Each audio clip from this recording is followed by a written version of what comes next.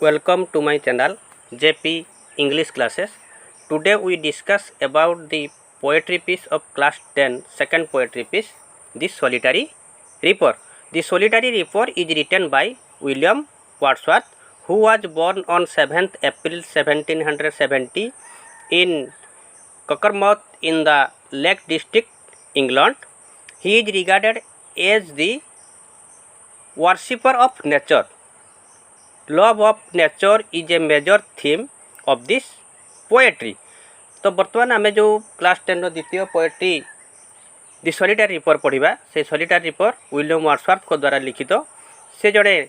प्रकृतिर उपासक से जड़े थे, से प्रकृति उपर अनेक कविता लिखिं। से कविता मध्यरु दि सॉलिटरी रिपर आमर क्लास 10 द्वितीय poetry piece. The poem solitary reaper is the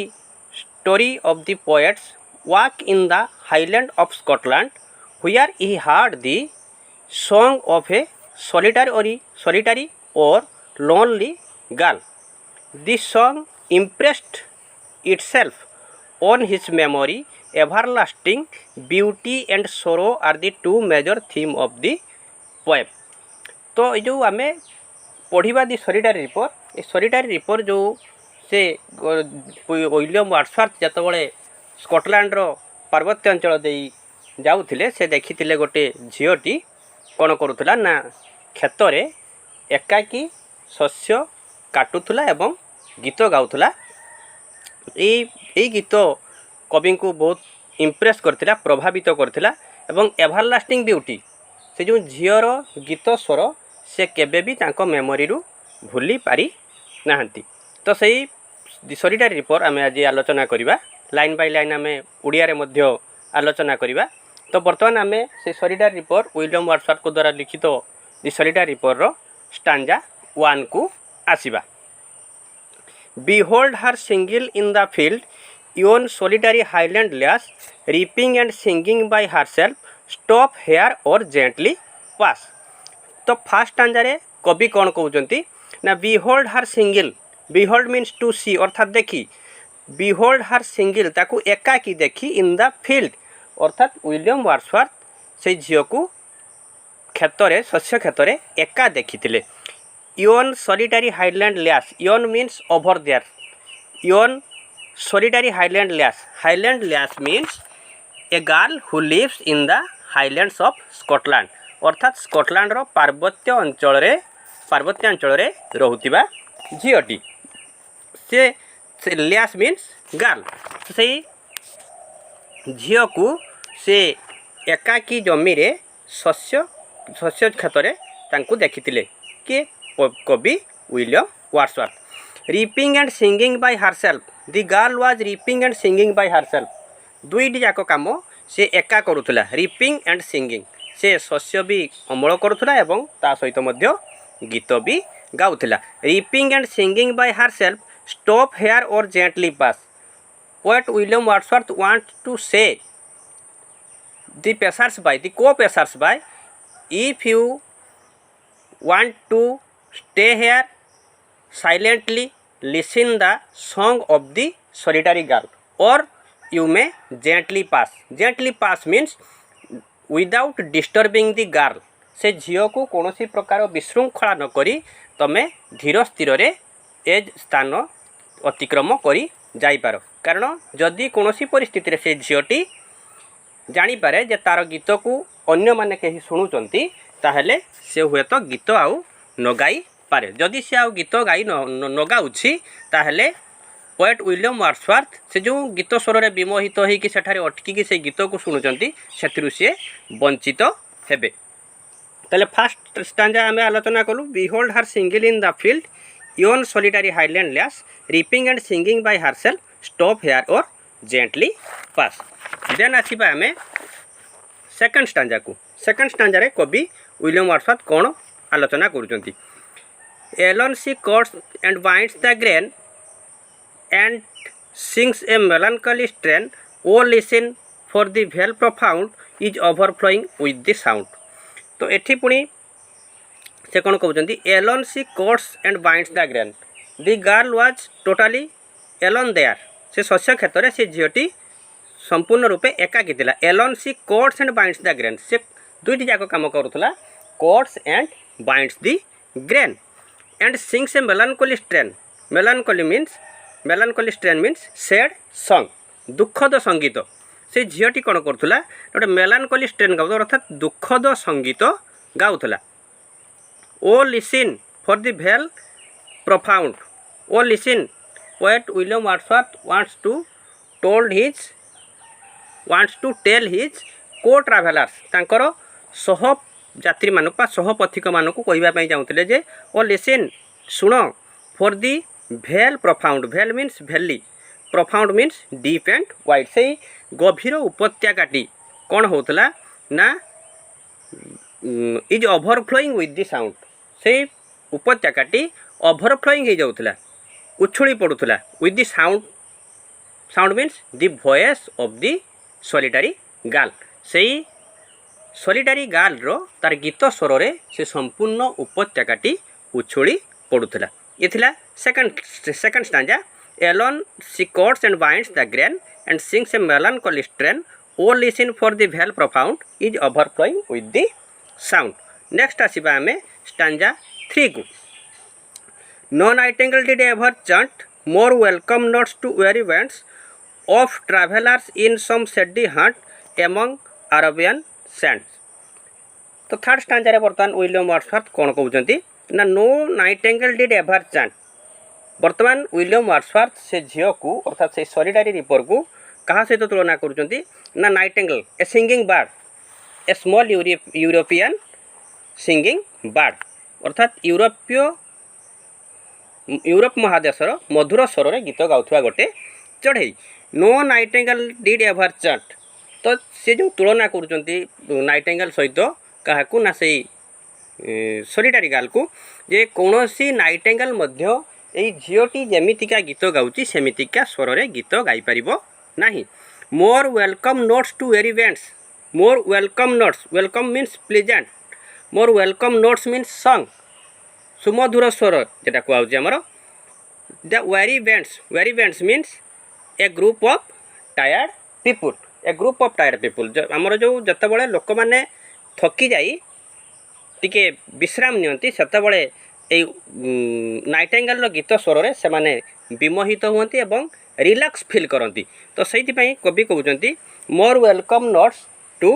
very bands of traveller in some shady haunt of travellers who are tired ये शेडी हांट शेडी मीन्स आम कौन कहे जेटा छाई जगह haunt means a place frequently visited जो स्थान को मझे मझे बुलवाई जाती of travellers in some shady haunt among Arabian sands means the desert of Arab अर्थात अरबिया अरब रो मरुभूमि अंचल तो ये थिला हमर stanza 3 no nightingale did ever chant more welcome notes to weary bands of travellers in some shady haunt among Arabian sands next आसीबा हमें stanza 4 को स्टांजा 4 रे बर्तमान कौन कहते देखा a voice so thrilling never was heard in spring time from the cuckoo bird breaking the silence of the seas among the farthest Hebrides तो यही स्टांजा कौन कहवाई चाहते poet William Wordsworth a voice so thrilling the voice was so emotional and exciting से जो झीर जो स्वर थिला से गीतर जो स्वर थिला सेटा बहुत एक्साइटिंग और इमोशनल थिला never was heard means before poet William Wordsworth had never heard such type of voice एमितिका गीत स्वर से पूर्वर केबे शुणी नथिले केमितिके से बर्तमान आउ गोटे चढ़ई सहित से सॉलिटरी रिपर को तुलना करुँच कंपेरिजन करुँच in spring time from the cuckoo bird कोइली जमीतिका बसंत ऋतु गीत गाए ताले कोइली कौ ऋतु गीत गाए ना बसंत ऋतु कोइली जमीतिका बसंत ऋतु सुमधुर स्वर में गीत गाए ये झीटी मध्य ठीक सेमितिका सुमधुर स्वर में गीत गाउला breaking the silence of the seas एवं से जो झीर गीत स्वरटा केमतिया करुला ना आमर समुद्रर द्वीपपुंजर जो नीरवता समुद्र भितर जो द्वीपपुंज थाए समुद्रर द्वीपपुंजर नीरवता को मध्य से झीर गीत स्वर भंग करुला among the farthest Hebrides among the farthest means very far अति दूर जेटा कि Hebrides island lies to the north west of Scotland रो उत्तर पश्चिम रे थिबा द्वीपपुंज अर्थात स्कॉटलैंड रो उत्तर पश्चिम रे जो थिबा द्वीपपुंजर नीरवता को ये झीर गीत स्वर मध्य भंग करुला तेणुक बर्तमान प्रथमे तुलना करथिले से सॉलिटरी रिपर को नाइटेंगेल सहित परवर्ती स्टांजा से तुलना करचंती का सहित ना कुको बार्ड सहित ये थिला स्टांजा 4 नेक्स्ट आसीबा हमें stanza 5 Will no one tell me what she sings? Perhaps the plaintive numbers flow for old unhappy far off things and battles so long. এই স্টাঞ্জারে পুଣି କ'ଣ କହୁଛନ୍ତି Will no one tell me what she sings? Poet William Wordsworth କ'ଣ କରୁଛନ୍ତି ନା ସେ ଝିଅର ଗୀତକୁ ସେ ବୁଝି ପାରୁନାହାନ୍ତି तेणुक से कौन कहते will no one tell me what she sings अर्थात से झीटी कौ जो भाषा गीत गाउला से भाषा को पोएट विलियम वर्ड्सवर्थ बुझी पारुना तेणुक से गोटे चिंताधारा नहीं बोध हुए परहाप्स दी प्लेंटिव नंबर्स फ्लो से जो झीटी गीत गाँची बोध हुए सी हूँ plaintiff number plaintiff means sad numbers means music बोधे सी दुखपूर्ण संगीत गाँची से झीटी दुखपूर्ण संगीत गाँची बोली सी भावुंट for old unhappy far off things कौन ना old unhappy far off things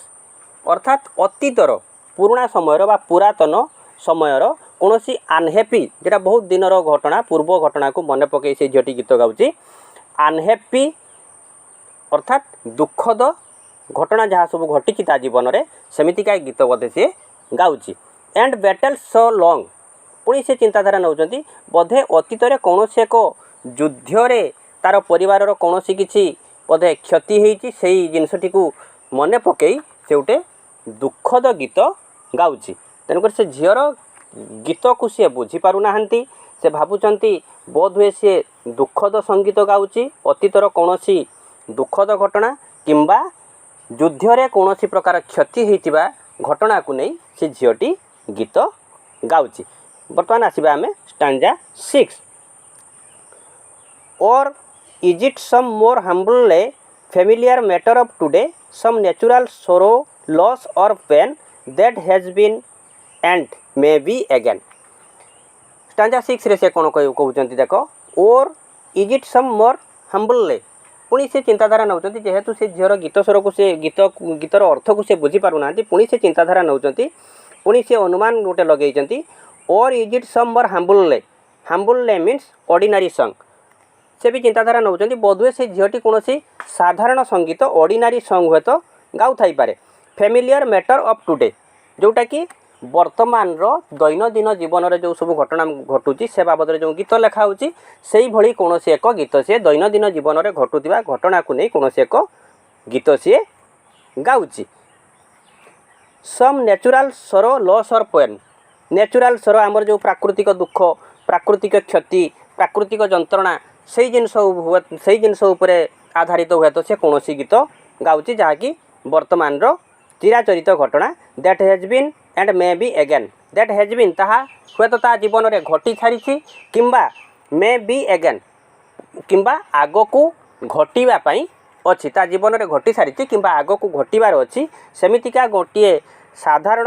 ordinary song हुए तो से झीटी गाँची बर्तमान आसवा स्टांजा 7 को स्टांजा 7 रे कौन कहते poet William Wordsworth what ever the theme मैडन sang as if her song could have no ending I saw her singing at her work and over the sickle bending इस stanza कौन कहना चाहते से what ever the theme अर्थात से झीर संगीतर विषय वस्तु जहाँ भी होना कहीं the maiden sang maiden means unmarried girl से जो थीम मीन्स सब्जेक्ट अर्थात विषय वस्तु से अविवाहित झीटी अर्थात से सॉलिटरी रिपर जहाँ भी गीत गाउची तार जो गीत से गाउची तार विषय वस्तु जहाँ भी होना कहीं as if her song could have no ending सते जमीका से झीर गीतर शेष नथिला अर्थात से अविरत भाव में तार गीत सी गाई चली आई सो her singing at her work when the girl was cutting and binding the grain the girl was singing also तेणु जितेबाला से झीटी शस्य क्षेत्र में काम करुला सी कौन करुला ना सा काम सहित काम समय मध्य से गीत समय काम समय से गीत गाउला I so her singing at her work जितेबाला से काम करुला से समय सी गीत गाउला and over the sickle bending sickle means आम कौन कहे जेटा कि दा बेंडिंग अर्थात दा जो जो दा रे शस्य काटा जाए सेटा सामान्य बांकी थाए तेणुकर से कौन कहते ओवर दी सिकल बेंडिंग जितेबाला से दा रे बंका दा रे से कौन कर शस्य काटुची से समय काम करने समय सी गीत गाउथिबार कवि विलियम वर्ड्सवर्थ देखुचंती एवं से गीत को सी उपभोग करुचंती। बर्तमान आसिबा आमे स्टांजा 8 अर्थात last stanza I listened motionless and still and as I mounted up the hill the music in my heart I bore long after it was heard no more. तो last stanza कौन कहवाई चाहते कवि William Wordsworth I listened motionless and still when poet William Wordsworth was listening to the song of the solitary girl he was motionless and still से कौन हो नीरव निश्चल हो जाते एमतीका सी विमोहित होते से गीत स्वर से झीर सी मोशनलेस हो जाते गतिहीन हो जाते एंड स्टिल पूरा शांत हो जाते सी and as I mounted up the hill जितेबाला सी पहाड़ चढ़ा आरंभ कले कारण से जीवा रास्तार ये झील को भेटी तेणुक से झीर गीत स्वर से किसी समय शुणी जितेबाला से कम आग को आगेले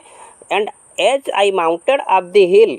the music in my heart I bore जो म्यूजिक जो गीत स्वर से झील पाखर शुणी से म्यूजिक को सी हृदय सबुदिन स्थान दे रखी जेटा कि जो म्यूजिक को सी केबे भी भूली पारिबे नहीं the music in my heart I bore long after it was heard no more बहु पूर्वर से एमतीका गीत शुणी नथिले एवं से चिंताधारा नौचंदी बहु परे मध्य सी एमतीका गीत स्वर आउ केबे शुणिबा पई पाइबे नहीं। ये थिला हमर पोएट विलियम वर्ड्सवर्थ द्वारा लिखित दि सॉलिटरी रिपर क्लास 10 रो सेकंड पोएट्री पीस एवं परवर्ती वीडियो रे आमे यार शॉर्ट क्वेश्चन बाबद रे आलोचना करिबा।